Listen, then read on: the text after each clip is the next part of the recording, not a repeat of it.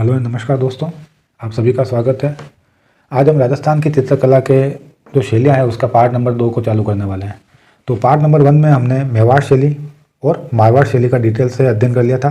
मेवाड़ शैली के अंदर हमने चावड़ शैली, उदयपुर शैली, नाथद्वारा शैली और देवगढ़ शैली को पढ़ लिया था, जबकि मारवाड़ शैली में हमने जोधपुर, बीकानेर, किशनगढ़, नागौर और जैसलमेर शैली को पढ़ा था।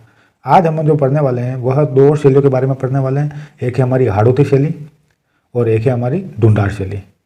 तो हम इसके अंदर क्या पढ़ेंगे, तो हाड़ौती शैली से प्रारंभ करते हैं। हाड़ौती शैली के अंदर मुख्य रूप से दो शैली आती है, एक आती है आपकी कोटा और एक है आपकी बूंदी। हाड़ौती शैली के अंदर मुख्य रूप से दो शैली आती है, एक आती है कोटा और एक आती है बूंदी शैली। अब वीडियो इसको आगे बढ़ाने से पहले आपको क्लियर बता दूं कि यहाँ से क्वेश्चन क्या पूछा जाता है। तो प्रारंभिक क्वेश्चन ये पूछा जाता है कि बूंदी शैली किस लिए प्रसिद्ध है। तो याद रखिएगा, पशु पक्षियों के चित्रण के लिए प्रसिद्ध है। पशु पक्षियों के चित्रण के लिए बूंदी शैली प्रसिद्ध है। और कोटा शैली जो है वह शिकार के चित्रों के लिए प्रसिद्ध है। किसके लिए? शिकार के चित्रों के लिए प्रसिद्ध है। अब इसके बारे में थोड़ा डिटेल में अध्ययन करते हैं। बूंदी शैली, बूंदी शैली का प्रारंभ किसके समय में हुआ था? तो सुरजन सिंह के समय बूंदी शैली का प्रारंभ हुआ था, जबकि उम्मेद सिंह के काल को बूंदी चित्रकला शैली का स्वर्णकाल कहा जाता है। बूंदी चित्रकला शैली का स्वर्णकाल किसके काल को कहा जाता है? तो उम्मेद सिंह के काल को कहा जाता है। सेकंड चीज, उम्मेद सिंह ने ही बूंदी में चित्रशाला का निर्माण करवाया था। तो बूंदी में चित्रशाला का निर्माण किसके द्वारा किया गया था? तो उम्मेद सिंह के द्वारा। और बूंदी में रंग महल का निर्माण किसके द्वारा किया गया? तो वह किया गया था शत्रुशाल के द्वारा। दो क्वेश्चन यहाँ से बन रहे हैं, एक बार फिर से देखिएगा। बूंदी में चित्रशाला का निर्माण किसके द्वारा किया गया? बूंदी में चित्रशाला का निर्माण किया गया उम्मेद सिंह के द्वारा। और बूंदी में रंग महल का निर्माण किया गया था शत्रुशाल के द्वारा। और अभी हम पढ़ के आए कि बूंदी चित्र शैलियों को पशु पक्षियों की शैली भी कहा जाता है। आगे बढ़ते हैं कोटा शैली। कोटा शैली में क्या महत्वपूर्ण है? तो देखिए, कोटा शैली में शिकार के चित्रों की महत्वता बताई गई है। मतलब कोटा चित्र शैली में शिकार के चित्रों को प्रमुखता से दर्शाया गया है और यहाँ पर महिलाओं को भी शिकार करते हुए दर्शाया गया है। अब कोटा शैली के चित्रकार कौन कौन थे, है ना? बूंदी के चित्रकारों के बारे में पूछा नहीं जाता है, इसलिए मैंने इसको एड भी नहीं किया था, पर कोटा के चित्रकार के बारे में पूछा जाता है। और क्या याद रखना है, तो कोटा के चित्रकार कौन कौन से थे? एक थे आपके लच्छी राम और एक है आपके नूर मोहम्मद। अगर आप सारे चित्रकार साथ में याद करोगे तो कन्फ्यूज हो जाओगे। हर चित्रकला शैली के दो दो चित्रकारों के नाम याद कर लीजिए, और जैसे ही आप वापस उसको पढ़ते हैं तो उस समय एक नाम और एक्स्ट्रा जोड़ने की कोशिश कीजिए, वरना सबके नाम याद करते समय आप कन्फ्यूज हो जाओगे और एंड में कुछ भी याद नहीं होगा। तो कोटा चित्रकला शैली के प्रमुख चित्रकार कौन कौन है? तो मुख्य रूप से नाम याद रखिएगा, लच्छी राम और नूर मोहम्मद, है ना। यहाँ डालू का नाम भी है और डालू ने रागमाला सेट का निर्माण भी किया था, पर डालू आपके अलग अलग चित्रकला शैली में भी है, तो आप कंफ्यूज होने के लिए कंफ्यूज हो सकते हो आप। तो इसलिए मुख्य दो नाम याद रखिए, लच्छी राम और नूर मोहम्मद। तो यहाँ पर हमारी जो हाड़ौती शैली है वो समाप्त हो जाती है। क्या क्या इंपॉर्टेंट है हाड़ौती शैली में? तो दो शैलियाँ हैं, एक है आपकी कोटा और एक है आपकी बूंदी। बूंदी क्या है? पशु पक्षियों की शैली। उम्मेद सिंह का काल स्वर्णकाल। बूंदी में चित्रशाला का निर्माण किसके द्वारा किया गया? तो उम्मेद सिंह के द्वारा। और बूंदी में रंग महल का निर्माण किसके द्वारा किया गया? शत्रुशाल के द्वारा। कोटा की बात करें तो कोटा चित्रकला शैली में शिकार के चित्र, महिलाओं को भी शिकार करते हुए दर्शाया गया, और लच्छी राम और नूर मोहम्मद यहाँ के प्रमुख चित्रकार थे। अब आते हैं ढूंढार स्कूल पे। ढूंढार का मतलब हुआ कि जयपुर के आसपास वाला इलाका। तो इसमें कौन कौन सी चित्रकला शैलियाँ थी? तो पहले आता है आमेर शैली, है ना। हम सभी को पता है कि जयपुर का पुराना नाम क्या था? आमेर। तो आमेर चित्रकला शैली के बारे में बात करते हैं। इसका प्रारंभ कब हुआ? तो मानसिंह प्रथम के काल में। किसके काल में? मानसिंह प्रथम के काल में। ये वही मानसिंह है जो हल्दी घाटी युद्ध के दौरान महाराणा प्रताप से लड़ने के लिए मेवाड़ में आए थे। दूसरा, इसका सर्वाधिक विकास कब हुआ? तो इसका सर्वाधिक विकास हुआ मिर्जा राजा जयसिंह के काल में। आमेर चित्रकला शैली का सर्वाधिक विकास जो हुआ वह हुआ मिर्जा राजा जयसिंह के काल में। और यहाँ पे ध्यान रखिएगा कि मिर्जा राजा जयसिंह के दरबार में कौन रहता था? तो बिहारी रहता था। मिर्जा राजा जयसिंह के दरबार में बिहारी रहता था। बिहारी दोहे करता था, और ऐसा कहा जाता है कि बिहारी के पर दोहे पर मिर्जा राजा जयसिंह उन्हें एक स्वर्ण मुद्रा देते थे। ठीक है, तो दो क्वेश्चन यहाँ से आपके तैयार हो रहे हैं कि बिहारी किसके दरबार में था? तो मिर्जा राजा जयसिंह के दरबार में था। और आमेर चित्रकला शैली का प्रारंभ किसके काल में हुआ? तो मानसिंह प्रथम के काल में।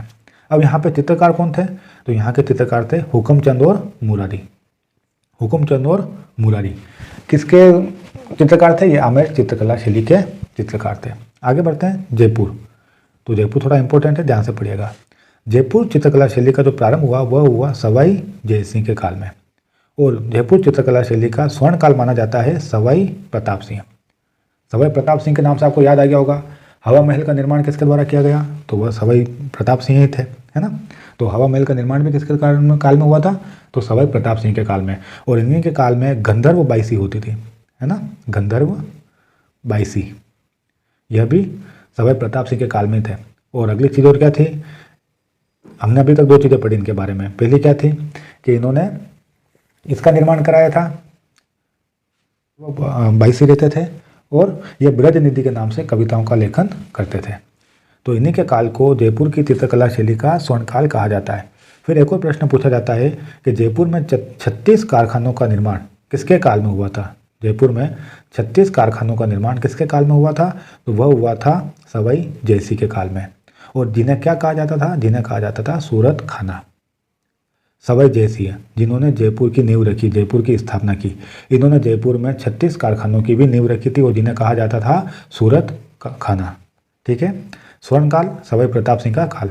अब यहाँ पर आदमकद चित्र प्रारंभ हुआ था, मतलब किस शैली में आदमकद चित्र का प्रारंभ हुआ था, तो वह था जयपुर शैली। और यहाँ का आदमकद चित्र बनाने वाला चित्रकार कौन था, तो वह था साहिब राम, है ना। कंफ्यूज मत होइएगा, एक साहिब दिन भी थे और ये साहिब राम है। तो साहिब दिन जो थे, साहिब दिन, इनका संबंध था मेवाड़ से, साहिब दिन का संबंध था मेवाड़ से, जबकि साहिब राम का संबंध किससे है, तो वह है जयपुर शैली से। फिर यहाँ के शासक राम सिंह द्वितीय के द्वारा Maharaja school of arts and craft का निर्माण किया गया। किसका निर्माण किया गया, Maharaja school of arts and craft का, जिसे मदरसा हुनरी भी कहा जाता है। तो Madarsa Hunari, Maharaja school of arts and craft का निर्माण किसके द्वारा किया गया, राम सिंह द्वितीय के द्वारा ही किया गया। और एक फैक्टोरिया होता है कि जयपुर को गुलाबी रंग से किसने रंगवाया, जयपुर को गुलाबी रंग से किसने रंगवाया, तो वह रंगवाया था राम सिंह द्वितीय के द्वारा। अब जयपुर चित्रकला शैली के प्रमुख चित्रकार कौन कौन थे, तो पहले तो आपके हो गए साहिब राम, दूसरे लालचंद और तीसरे घासीराम। साहिब राम, लालचंद और घासीराम। साहिब राम ने ईश्वरी सिंह का आदमकद चित्र बनाया था। अभी हम ऊपर पढ़ के आए कि आदमकद चित्र का प्रारंभ कहाँ से हुआ था, तो जयपुर शैली से हुआ था। और जयपुर में आदमकद चित्रों की शुरुआत किस चित्रकार के द्वारा हुई थी, तो साहिब राम के द्वारा हुई थी। अब अगर क्वेश्चन आपसे घुमा के पूछे कि साहिब राम ने किसका आदमकद चित्र बनवाया था, तो उन्होंने बनाया था ईश्वरी सिंह का, है ना। इन्होंने ईश्वरी सिंह के बारे में और क्या ध्यान है कि ईश्वरी सिंह ने जयपुर में इसरलाट का निर्माण कराया था और बाद में इसी इसरलाट से कूदकर इन्होंने आत्महत्या कर ली थी मराठों के आक्रमण से परेशान होकर। आगे देखते हैं अलवर शैली। अलवर शैली इंपॉर्टेंट है, इसके चित्रकारों के नाम भी इंपॉर्टेंट है, ध्यान रखिएगा। पहली बात, एक और चीज़ ध्यान रखिए कि जो ये जयपुर चित्रकला शैली और आमेर चित्रकला शैली है, यहाँ पर मुगलों का सर्वाधिक प्रभाव पड़ा था। ठीक है ना, ध्यान रखिएगा कि मुगलों का सर्वाधिक प्रभाव किस चित्रकला शैली पर पड़ा, तो वह आमेर शैली पर पड़ा था। अब अलवर शैली देख रहे थे, तो अलवर शैली जो है वह ईरानी, मुगल और राजस्थानी शैली का मिश्रण है। अलवर शैली ईरानी, मुगल और राजस्थानी शैली का मिश्रण है। दूसरी चीज़, विनय सिंह का काल अलवर चित्रकला शैली का स्वर्णकाल कहा जाता है। विनय सिंह का काल अलवर चित्रकला शैली का स्वर्णकाल कहा जाता है। और यही वही विनय सिंह है जिन्होंने अलवर में सिलीसेड झील का निर्माण करवाया था, याद है ना। सिलीसेड झील का निर्माण भी विनय सिंह के द्वारा ही किया गया था, जिसे राजस्थान का नंदन कानन भी कहा जाता है। आगे देखें, अलवर चित्रकला शैली में वेश्याओं के चित्र, योगासन के चित्र और घोड़े पर अधिक चित्र मिलते हैं, है ना। तो ध्यान रखिएगा किस चित्रकला शैली में वेश्याओं पर, योगासन पर, काम शास्त्र पर चित्र मिलते हैं, तो वह है अलवर शैली। अब यहाँ के प्रमुख चित्रकार कौन कौन है, तो ध्यान रखिएगा छोटेलाल, नंदलाल, बक्साराम और शालिग्राम, जिसमें शालिग्राम और बक्साराम का नाम इंपॉर्टेंट है, जरा ध्यान रखिएगा। अगर आप दो नाम ही याद कर रहे हैं तो नाम होने चाहिए शालिग्राम और बक्साराम, अलवर चित्रकला से संबंधित। उसके बाद देखते हैं शेखावटी चित्रकला शैली। अब क्या पूछा जाता है शेखावटी से, किस चित्रकला शैली को ओपन आर्ट गैलरी कहा जाता है। ओपन आर्ट गैलरी किस चित्रकला शैली को कहा जाता है, तो शेखावटी चित्रकला शैली को। भित्ति चित्रण के लिए कौन सी चित्रकला शैली प्रसिद्ध है, तो वह है शेखावटी चित्रशैली। फ्रेस्को बुननो पद्धति और आलागिल्ला पद्धति का प्रयोग किस चित्रकला शैली में हुआ है, तो वह है शेखावटी शैली। और अगर कोई ये पूछे कि आलागिल्ला पद्धति भारत में कहाँ से आई, तो वह आई थी इटली से, है ना। दीवारों पर प्लास्टर पर किए जाते हैं और उस पर चित्रकलाओं का या चित्रों को उकारा जाता है, उसे आलागिल्ला पद्धति कहते हैं। ठीक है, तो ये कहाँ से आई थी, इटली से आई थी। अच्छा, शेखावटी से हम पढ़ रहे हैं तो शेखावटी के कुछ नृत्य याद है या नहीं आपको, है ना, जैसे गिदड़ नृत्य, कच्ची घोड़ी नृत्य, है ना। मैं थोड़ा थोड़ा दूसरे जो हमारा स्टडी मटेरियल उसके बारे में भी इन्फो देते ही रहता हूँ, तो अगर आप नोट्स बना रहे हैं तो इन्हें अलग से लिख लीजिए करें। तो शेखावटी में पता है ना, गिदड़ नृत्य, कच्ची घोड़ी नृत्य, व्यवसायिक नृत्य है ये, चंग नृत्य और ढप नृत्य भी होता है, तो ये भी ज़रा ध्यान रखिएगा। अब यही इंपॉर्टेंट है, यहाँ तक ही हमारी वीडियो थी। बस एक दो डिटेल मैंने और दे रखी है जो परीक्षा में बार बार पूछी जाती है। जैसे नीड़ का चितेरा किसे कहा जाता है, तो नीड़ का चितेरा कहा जाता है सौभाग्यमल गहलोत को। अच्छा, बिलो का चितेरा, तो बिलो का चितेरा कहा जाता है गोवर्धन लाल बाबा को। और गोवर्धन लाल बाबा ने किसका चित्र बनाया था, तो इन्होंने बारात का चित्र बनाया था। ये इंपॉर्टेंट है, ज़रा ध्यान रखिएगा। गोवर्धन लाल बाबा, जिन्हें बिलो का चितेरा भी कहा जाता है, इन्होंने बारात का चित्र बनाया था। पुराने एक बार RS के अंदर ये क्वेश्चन आया था, तो थोड़ा सा ध्यान रखिएगा। तीसरा, भैंसों का चितेरा किसे कहते हैं, तो परमानंद चोयल को।